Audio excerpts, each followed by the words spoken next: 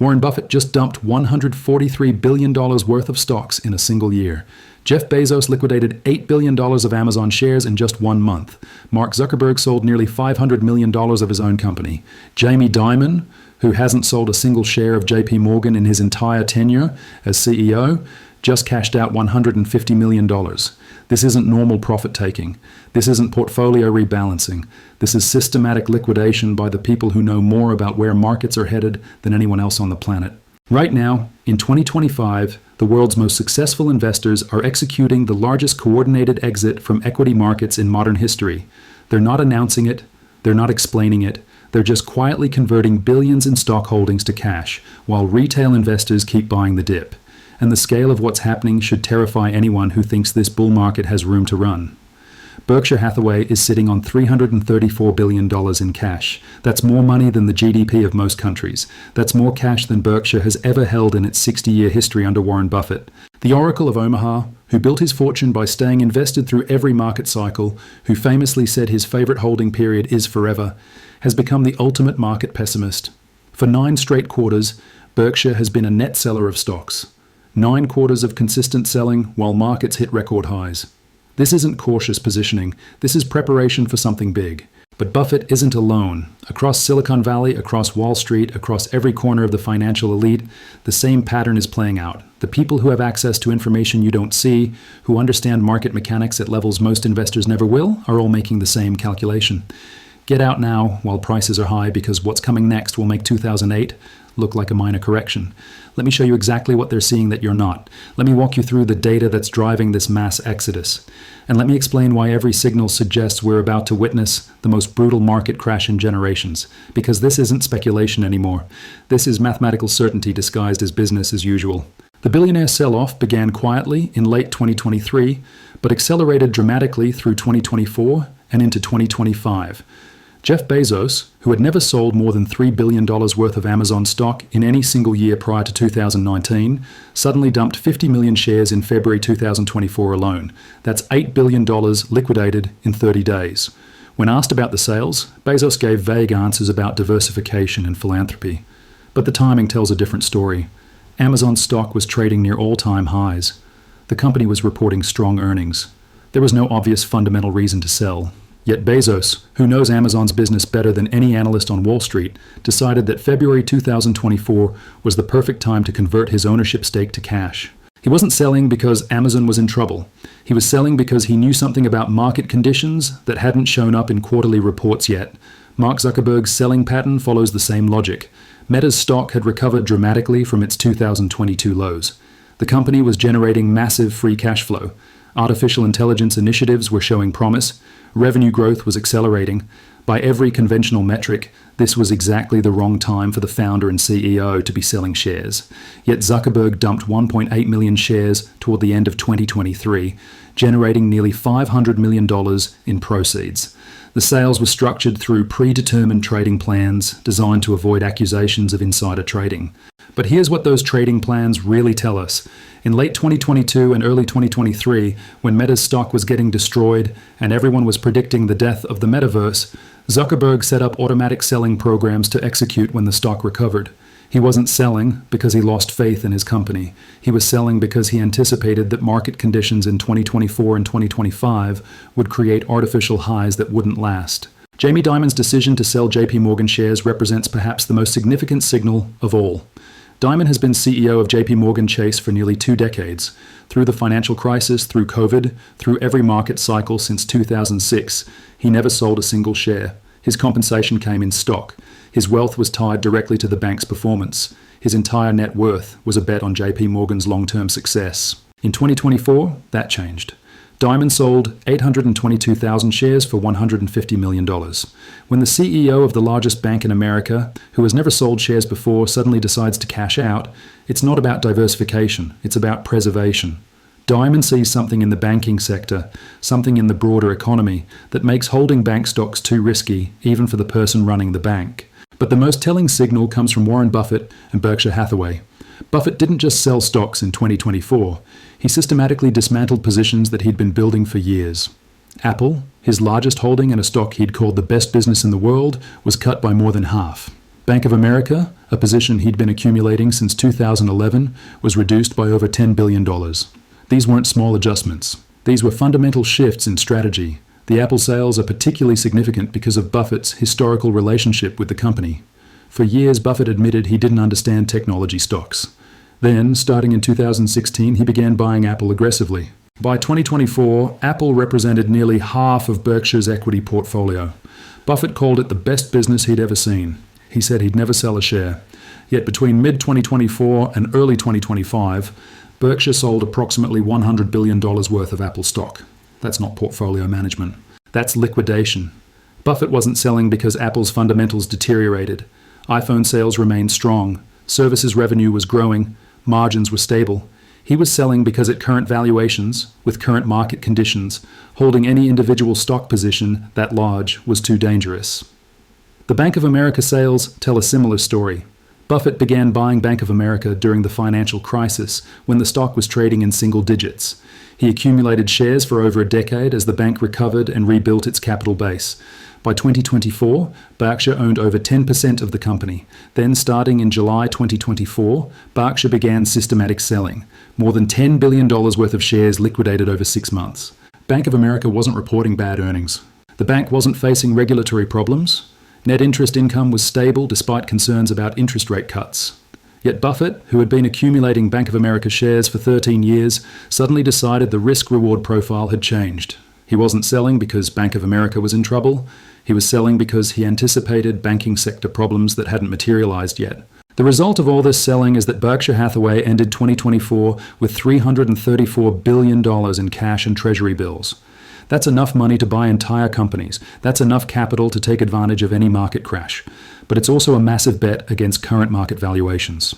When the world's most successful investor converts half his portfolio to cash, he's making a statement about where he thinks asset prices are headed. Buffett's cash accumulation isn't just unprecedented in scale. It's unprecedented in timing. Berkshire built this cash position while markets were hitting all-time highs, while economic data remained relatively strong, while most investors were celebrating the artificial intelligence revolution and betting on continued growth. Normal value investors accumulate cash during bear markets and deploy it during recoveries. Buffett is doing the opposite. He's accumulating cash during a bull market, which suggests he expects a bear market that will be deeper and longer than anything we've seen recently. The billionaire exodus extends far beyond these household names. Insider selling across corporate America has reached levels not seen since 2007, right before the financial crisis. Among the Magnificent Seven technology stocks that have driven market gains, net insider selling is at the highest level since late 2021. These are the companies that created the artificial intelligence boom. These are the stocks that convinced investors we're entering a new era of technological growth. Yet the executives running these companies are selling their shares at record rates. The pattern becomes even more significant when you consider the timing. Many of these sales were executed through predetermined trading plans set up in late 2023 and early 2024. That means corporate insiders, looking ahead 12 to 18 months, decided that 2024 and 2025 would be optimal times to reduce their equity exposure. They weren't reacting to current events. They were anticipating future market conditions based on information and analysis that isn't available to retail investors. What makes this insider selling particularly noteworthy is the contrast with previous periods. From mid-2022 through late 2023, many executives stopped selling entirely. During the bear market, when their stock prices were depressed, they held their positions. Now, with stock prices at or near all-time highs, they're liquidating aggressively. This isn't emotional selling driven by fear. This is calculated selling driven by valuation analysis. The sophisticated nature of this selling reveals something crucial about how elite investors view current market conditions. These aren't panicked decisions made during market volatility. These are strategic moves executed during periods of maximum optimism. When retail investors are celebrating new highs and financial media is proclaiming the dawn of a new bull market era, the people with the most to lose are quietly heading for the exits. Consider the mechanics of how these sales were structured. Jeff Bezos didn't just dump Amazon shares randomly. His sales were carefully timed and executed through multiple transactions designed to minimize market impact. Mark Zuckerberg's Meta sales were spread across several months using algorithmic trading programs. Jamie Dimon's JP Morgan liquidation was announced well in advance to avoid any appearance of insider trading. These weren't desperate fire sales. These were methodical, planned liquidations by people who had months or years to analyze market conditions and make calculated decisions. The planning timeline reveals the most important aspect of this story. To set up the trading plans that executed these sales, these billionaires had to make their decisions in late 2022 and early 2023. That was when markets were still recovering from the previous bear market. That was when most investors were still cautious about re-entering equity positions. Yet these insiders, with access to the best research and analysis money can buy, looked ahead 18 months and concluded that 2024 and 2025 would be the optimal time to reduce their stock exposure. What did they see that the rest of us missed? What analysis convinced them that current market levels represent a selling opportunity rather than a buying opportunity? The answer lies in a combination of factors that don't show up in daily market commentary, but are visible to investors with the resources to conduct deep fundamental analysis. The first factor is valuation metrics that have reached historically dangerous levels. The Buffett indicator, which measures total stock market capitalization relative to gross domestic product, currently sits at 185%. Warren Buffett himself has stated that anything above 120% indicates dangerous overvaluation territory. At 185%, we're in bubble territory that has only been exceeded during the dot-com peak in 2000. Price-to-earnings ratios across major indices have reached levels that historically preceded significant market corrections. The S&P 500 is trading at over 20 times forward earnings estimates. The Nasdaq is even more expensive. These aren't just high valuations. These are valuations that require perfect execution by companies and perfect economic conditions to justify. Any disappointment in earnings growth, any increase in interest rates, any geopolitical shock, and these valuations become unsustainable. But valuation alone doesn't explain the urgency of the billionaire exodus. Markets can remain overvalued for extended periods. The dot-com bubble lasted years before it burst. The housing bubble of the mid-2000s persisted despite obvious warning signs. What's different this time is the combination of extreme valuations with deteriorating economic fundamentals that most investors aren't seeing yet. The second factor driving billionaire selling is the recognition that artificial intelligence, the narrative supporting current market levels, may be experiencing its own bubble phase. Every transformative technology of the past 3 decades has worked through an early stage bubble. The internet in the late 1990s, social media in the early 2010s, cryptocurrency in 2017, and again in 2021. The pattern is always the same. Revolutionary technology creates legitimate excitement. Investment flows in. Valuations exceed any reasonable relationship to current fundamentals. Reality eventually reasserts itself. Artificial intelligence represents genuine technological progress. Machine learning capabilities are advancing rapidly. Productivity improvements are real. But the stock market valuations assigned to AI companies require growth rates and profit margins that may not be sustainable. NVIDIA, the poster child for AI investing, has seen its valuation multiply by factors that assume perfect execution and unlimited demand for graphics processing units. Yet many of NVIDIA's largest customers are developing their own AI chips. Competition is increasing. The scarcity that drove GPU prices higher is beginning to ease. Billionaire tech executives understand this dynamic better than anyone because they're living it. They know which AI applications are delivering real value and which ones are still experimental. They understand the competitive landscape. They can see the difference between marketing hype and actual technological breakthroughs. When Mark Zuckerberg sells Meta shares despite the company's heavy investment in AI, he's signaling that current market expectations for AI profitability may be unrealistic. The third factor is the Federal Reserve's monetary policy trajectory and its implications for asset prices. Interest rates have been the primary driver of market valuations since the financial crisis. When rates were near zero, investors had no choice but to buy stocks and other risk assets to generate returns. As rates have increased from 0 to over 5%, the mathematics of asset valuation have changed fundamentally. Higher interest rates mean that bonds and cash provide legitimate alternatives to stocks. A treasury bill yielding 5% competes directly with dividend-paying stocks. Corporate bonds yielding 6 to 7% become attractive relative to the uncertainty of equity returns. Most importantly, higher rates change the discount rate used to value future cash flows. Companies that were worth buying at 0% interest rates become overvalued at 5% rates. The Federal Reserve's current policy stance suggests that rates will remain elevated for longer than most investors expect. Inflation has proven more persistent than policymakers anticipated. Core inflation measures remain well above the Fed's 2% target. Recent economic data shows consumer price increases accelerating again. The central bank cannot cut rates aggressively without risking a return of inflation pressure. Billionaire investors understand the mathematical relationship between interest rates and asset prices better than most. They know that sustained higher rates will eventually pressure valuations across all asset classes. They're selling now because they anticipate a period where higher rates make current stock prices unsustainable, regardless of company fundamentals.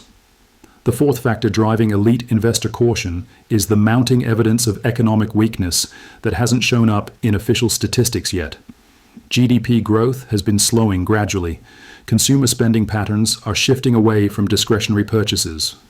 Business investment is declining outside of AI-related sectors. The labor market shows signs of softening, despite headline unemployment numbers that still look healthy. Jamie Dimon's warnings about government debt levels and fiscal sustainability reflect concerns that extend beyond normal economic cycles. The United States is running budget deficits that approach wartime levels during what should be a period of economic expansion. Interest payments on government debt are consuming an increasing share of federal revenue. The fiscal position is deteriorating at exactly the wrong time, just as an aging population increases demands on social programs. These fiscal dynamics create a trap for policymakers. If the economy weakens, the government will face pressure to increase spending and cut taxes, which worsens the deficit. If inflation returns, the Federal Reserve will face pressure to raise interest rates, which increases the cost of government debt service. Either scenario creates conditions where current asset prices become difficult to justify. Billionaire investors with access to the best economic research are positioning for scenarios that most investors haven't considered. They're not just worried about a normal recession, they're concerned about a period of stagflation, where slow growth combines with persistent inflation to create an environment where neither stocks nor bonds perform well. Cash becomes king during stagflation because it preserves purchasing power while other assets lose value. The fifth factor behind this coordinated billionaire exit is the emerging pattern of global wealth migration that signals something fundamental is shifting in the international economic order. The United Arab Emirates is attracting 9,800 high net worth individuals in 2025, while Saudi Arabia is welcoming 2,400,000 millionaires, an eightfold increase from the previous year. But the most telling signal comes from the United Kingdom, which is experiencing the largest single-year exodus of wealth ever recorded. 16,500 of Britain's richest citizens are seeking residency overseas. This isn't just tax optimization. This is capital flight on a scale that suggests institutional breakdown. When billionaires start relocating their families and their wealth to different jurisdictions en masse, they're hedging against political and economic instability that they see coming. The wealthy don't abandon established financial centres like London and New York unless they anticipate systemic problems that make those locations unsafe for capital preservation. The geographic patterns of this migration reveal strategic thinking about which regions will weather the coming storm best. The Middle East is attracting capital because of its energy resources and currency stability. Singapore and Switzerland remain popular because of their banking systems and political neutrality. What these destinations have in common is strong fiscal positions, commodity backing for their currencies, and government policies that prioritize wealth preservation over wealth redistribution. Meanwhile, the countries losing wealthy residents share different characteristics: high tax rates, increasing regulatory burden, political instability, and most importantly, unsustainable fiscal trajectories. The United Kingdom's capital gains tax increases and inheritance tax hikes aren't just policy changes. They're signals that the government is desperate for revenue because its debt situation has become unmanageable. Billionaires understand that when governments start targeting wealth aggressively, it means the underlying economic foundation is cracking. The timing of this wealth migration aligns perfectly with the stock market liquidation patterns. Both trends accelerated through 2024 and into 2025. Both represent defensive positioning by people with access to the best information and analysis. Both suggest that the global financial elite see something coming that hasn't entered mainstream consciousness yet. The sixth factor is the commercial real estate crisis that's unfolding in slow motion, but accelerating rapidly. Office buildings across America sit 40 to 50% vacant due to permanent shifts toward remote work. These buildings were financed with mortgages at 3% interest rates when money was cheap. Those mortgages are now maturing and need refinancing at 8 to 9% rates. The math doesn't work. Building values have dropped 40 to 60% in many markets because the properties can't support current debt levels at prevailing interest rates. Over $2 trillion in commercial mortgages come due through 2025 and 2026. A significant portion won't be refinanced. Owners will default and hand keys back to lenders.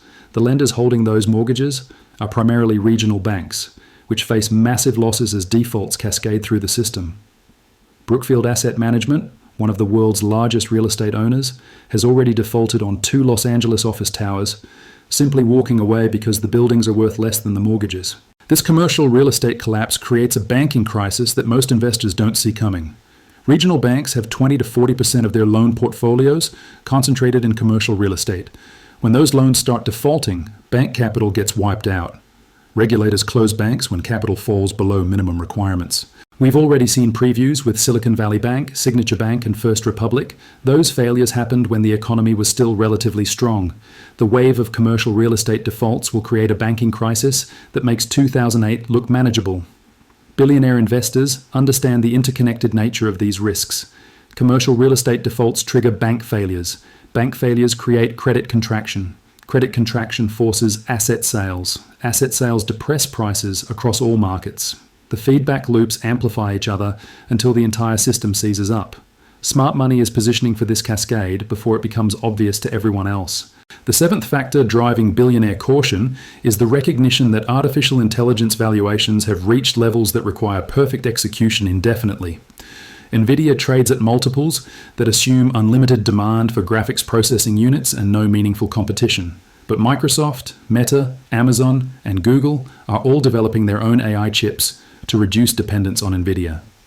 The scarcity that drove GPU prices higher is artificial and temporary. More fundamentally, every revolutionary technology experiences a bubble phase where investment exceeds any reasonable relationship to near-term profitability. The internet boom of the late 1990s created real companies that changed the world. It also created hundreds of companies that burned through billions in capital without ever generating sustainable profits. The social media boom of the early 2000s produced Facebook and Twitter. It also produced dozens of platforms that disappeared without trace. Artificial intelligence will undoubtedly transform multiple industries. Machine learning capabilities are advancing rapidly. Productivity improvements are real and measurable. But the stock market has assigned valuations to AI companies that require growth rates and profit margins that may not be achievable. When reality reasserts itself, the correction will be brutal for companies that can't justify their current prices. Billionaire tech executives like Mark Zuckerberg and Jeff Bezos have front-row seats to the AI revolution. They know which applications are delivering genuine value and which ones are marketing hype. They understand the competitive dynamics. They can see the difference between sustainable business models and speculative ventures. When these insiders sell their own company's shares despite heavy AI investments, they're signaling that current market expectations may be unrealistic. The 8th factor is the Federal Reserve's impossible position on monetary policy. Inflation has proven more persistent than policymakers expected. Core inflation measures remain well above the 2% target. Recent data shows consumer prices accelerating again. The central bank faces a choice between tolerating higher inflation or maintaining restrictive monetary policy that will eventually break something in the financial system. Higher interest rates change the fundamental mathematics of asset valuation.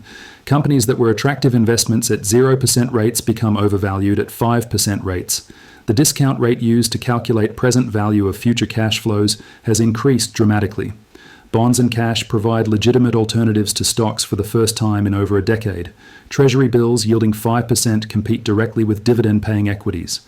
The Federal Reserve's current stance suggests rates will remain elevated longer than most investors expect. Recent economic data has been stronger than anticipated, which reduces pressure to cut rates aggressively. Geopolitical tensions and energy price volatility create upward pressure on inflation. The central bank cannot ease policy without risking a return of inflation that would force even more aggressive tightening later. Billionaire investors with access to the best economic research understand these dynamics better than retail investors who focus on daily market movements. They're positioning for an environment where higher rates persist long enough to pressure valuations across all asset classes. They're selling now because they anticipate extended period where elevated rates make current stock prices mathematically unsustainable.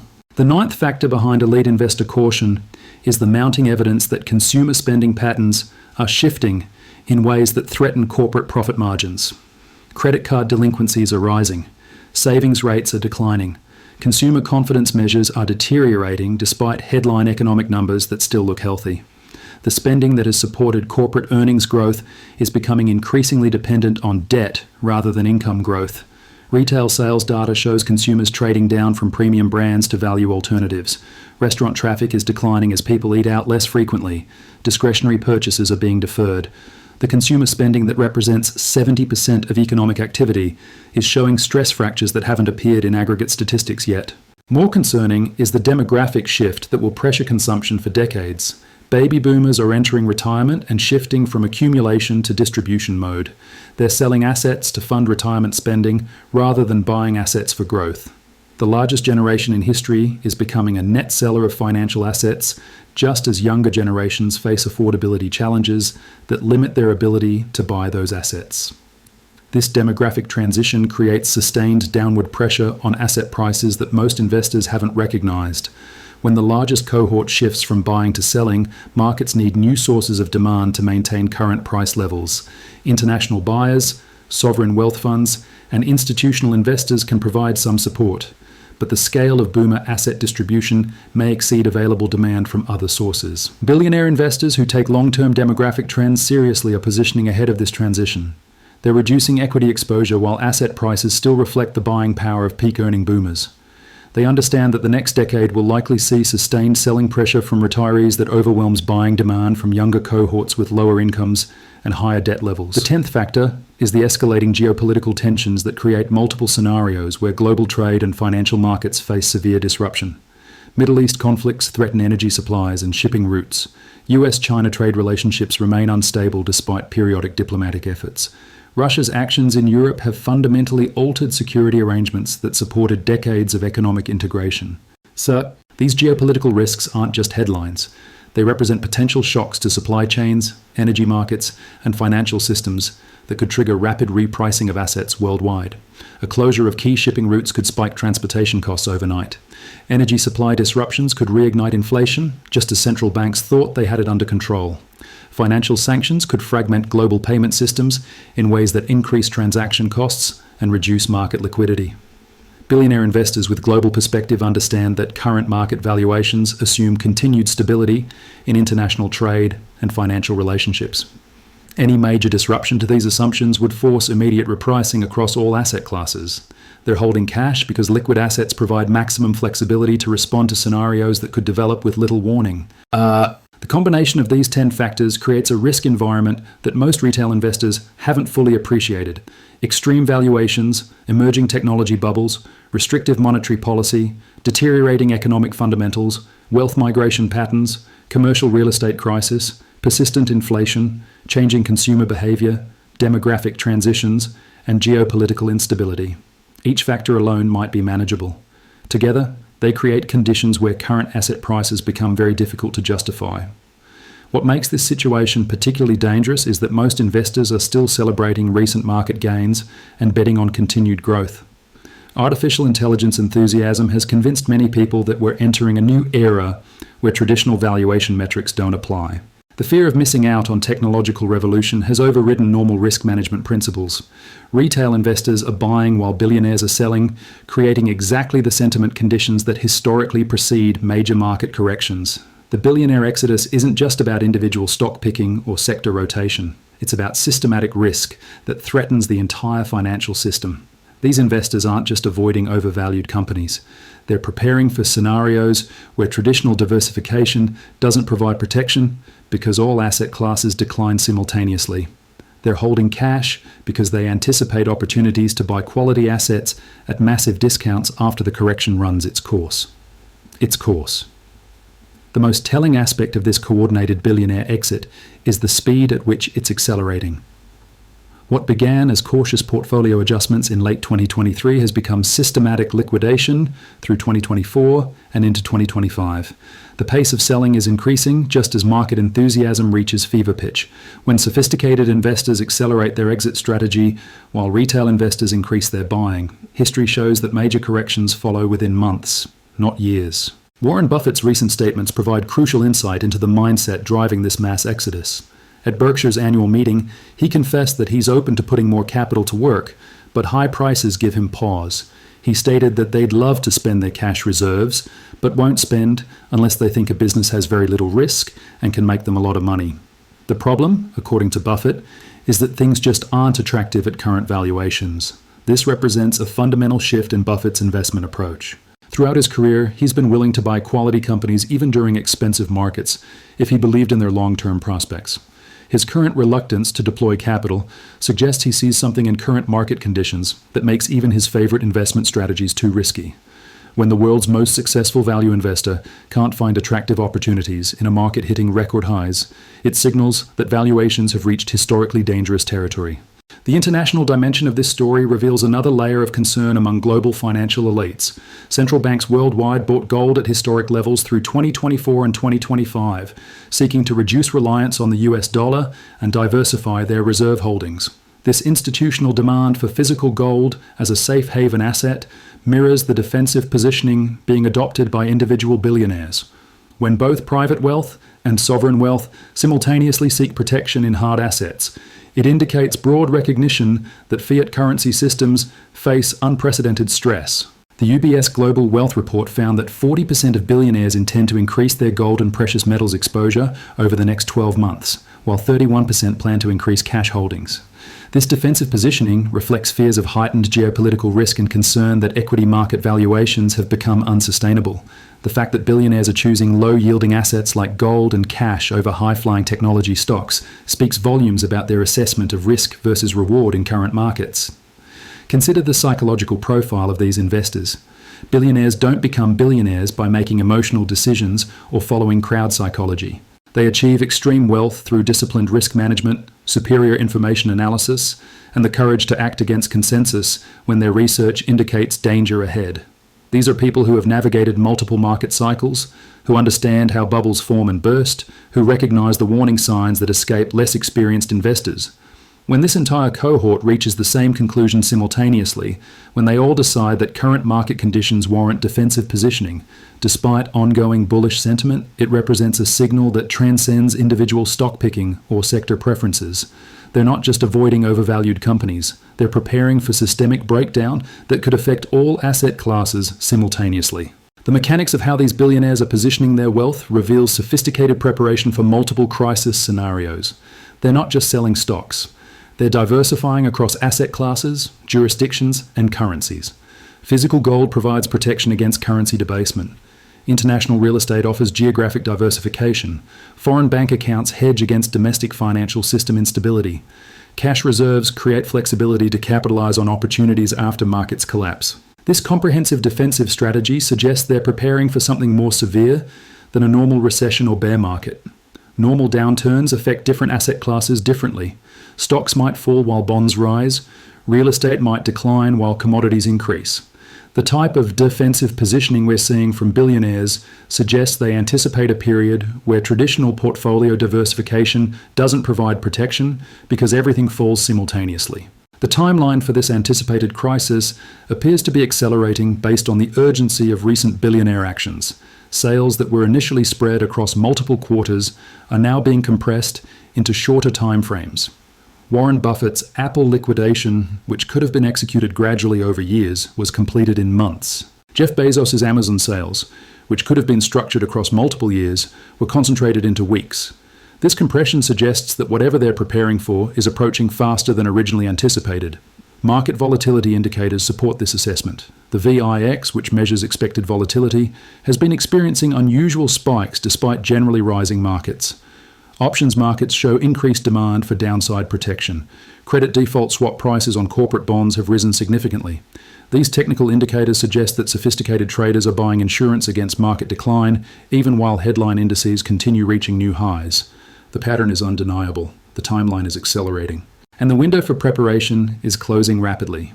While retail investors chase artificial intelligence dreams and celebrate new market highs, the people who actually built these fortunes are executing the largest wealth preservation strategy in modern history.